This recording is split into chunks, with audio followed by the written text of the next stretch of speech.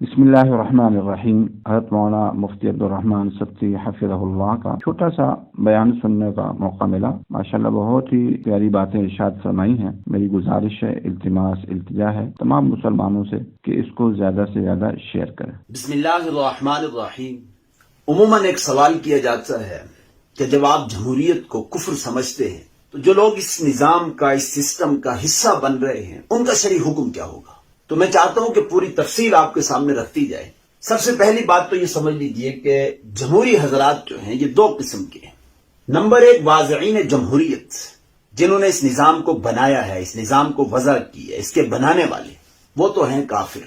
Number دو، جمہوریت پر عمل کرنے والے۔ اب یہ جو عمل کرنے والے ہیں ان کی بھی دو قسمیں ہیں، متاولین اور غیر متاولین۔ تو پہلی قسم جو ہے متاولین کی ہے کہ ہمارے تعویل کرنے والے اکابر، جیسے علامہ شبیر احمد عثمانی رحمۃ اللہ علیہ، مفتی شفیع صاحب رحمۃ اللہ علیہ، مفتی محمود رحمۃ اللہ علیہ، یہ وہ حضرات ہیں جو اس نظام کا، اس سسٹم کا حصہ اس لیے بنے تھے کہ ہم اسی نظام کے اندر رہ کر اسلام کے نظام کے نفاذ کی جد و جہد کریں گے اور اسلام کو نافذ کریں گے۔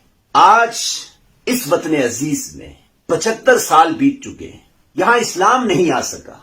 اسلام تو دور کی بات، یہاں اللہ کی حدود قائم نہیں ہے، اللہ کی شریعت معطل ہے۔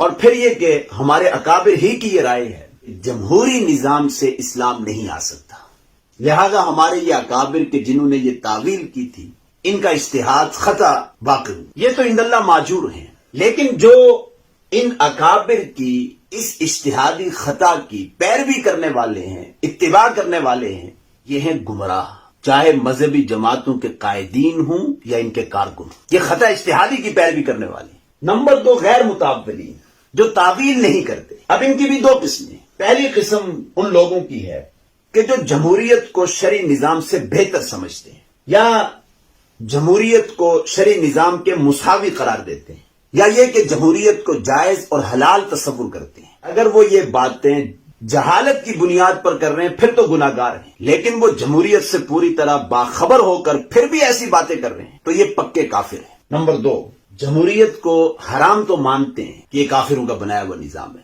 لیکن اس کے باوجود وہ اس میں شرکت کر رہے ہیں تو یہ گناہگار ہیں۔ اللہ ہمیں اس وطن عزیز میں جو اسلام کے نام پر بنا ہے، ہمیں انقلابی طریقہ کار سے اسلامی نظام کے نفاذ کی جد و جہد کرنے کی توفیق نصیب